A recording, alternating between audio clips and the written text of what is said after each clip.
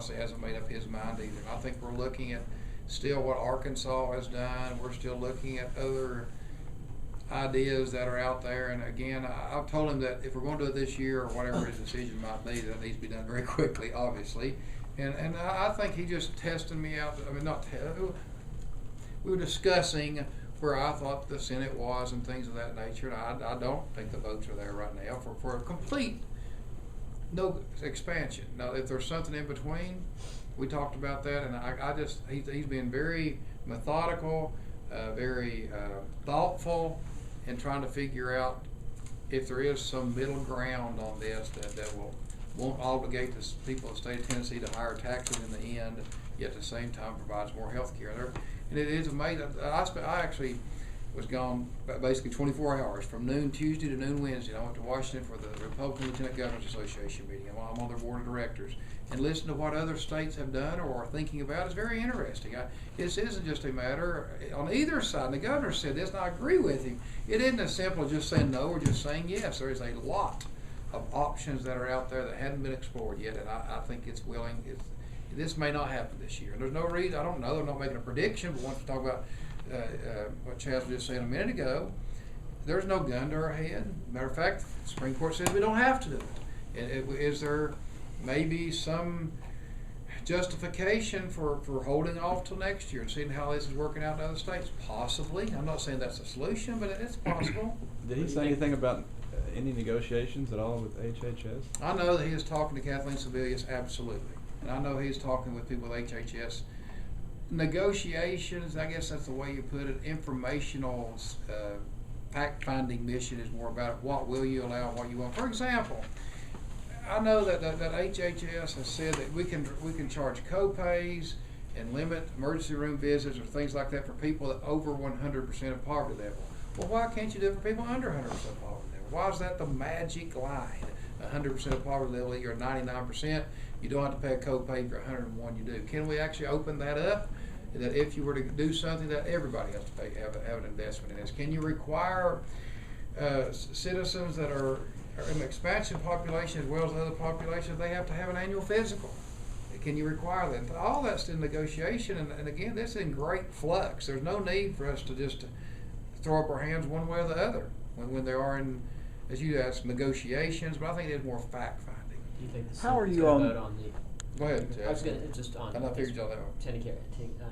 Do you think the Senate's going to vote on Kelsey's bill to bar expansion, or even... He says he's going to bring it up. I've held it off for about 4 weeks. I've told the governor that's about all we can do, and Brian has been very cooperative, and it's on the calendar next week, and again, I'm kind of out of it now. I've asked him to hold up 4 weeks, and I'm not asking him any longer, so we'll see what happens. Well, to like craft some sort of alternative Medicaid expansion plan, it takes more than just a fact-finding thing. I mean, you got to get a waiver. You got. So do you think he's anywhere close to anything like that? I don't know if it takes a waiver. I really don't know that it takes a waiver. Do you? It takes more than just a "Hey, Kathleen, what can we do?" thing. I mean, you know. Sort of. I don't know how Arkansas got theirs. That's something where I think they're supposed to get some definitive answers this week on what they. I think they ask for stuff. And obviously, we'll take a waiver in the end, but you have to ask for. I mean, I don't know that obviously. To tell you the truth, I said obviously. I don't know if it's obvious. Well, the thing is, I mean, it doesn't seem takes like permission, but I don't know if it takes a waiver. It doesn't sound to me like, from what you're saying, that he's very far along in this process, which begs the question of what the hell, how the hell does he think he's going to do it this session? Ask him. Did he leave open the possibility that he might not make a recommendation this session? Yeah, that's always a possibility. Yeah, I think there's three. That hasn't always been a possibility. Well, he may make a recommendation, Well, that was but the I'm way not he sure we started act off, on but it. then he said he would make a recommendation. Well, I don't know what you're saying. Well, the recommendation means that we may wait till next year. That could be no, seriously. Yeah, that's a recommendation. It is. So. I thought that was called kicking the can down the road. I mean, once again, for a conservative Republican like me, the easy things to say, I'm against it. No.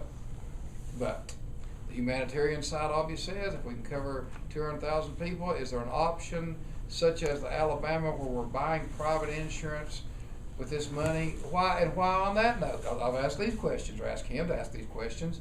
If you can buy the private insurance for those over the 100%, why can't we reform all of Tenncare and buy private insurance for those under 100%? If you're going to reform it, let's reform. Why is that 100% such a magic number?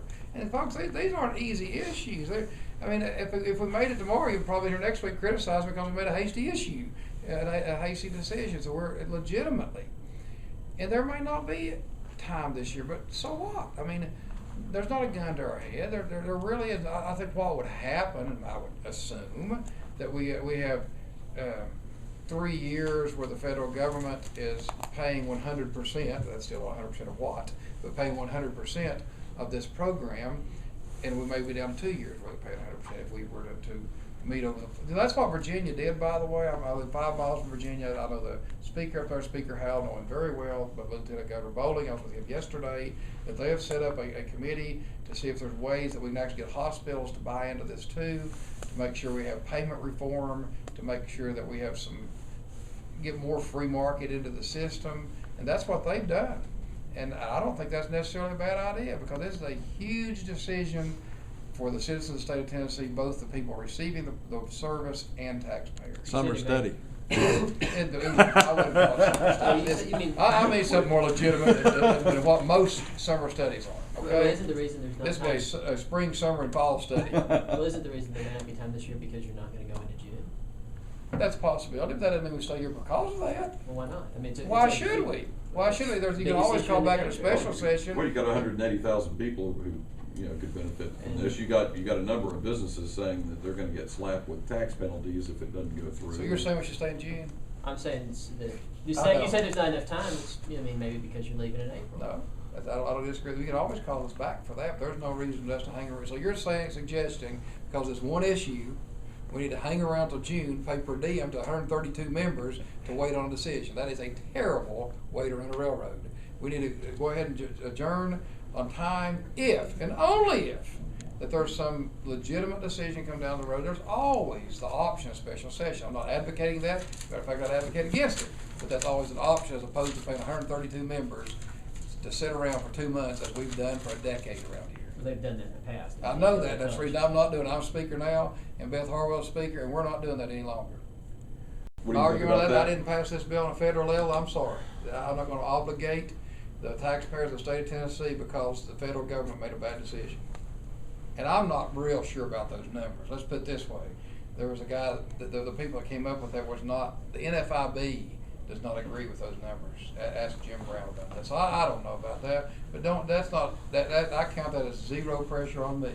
Because that's like saying the federal government made a bad decision, please bail us out. Well, that's not my job as Lieutenant Governor, Speaker of the Senate.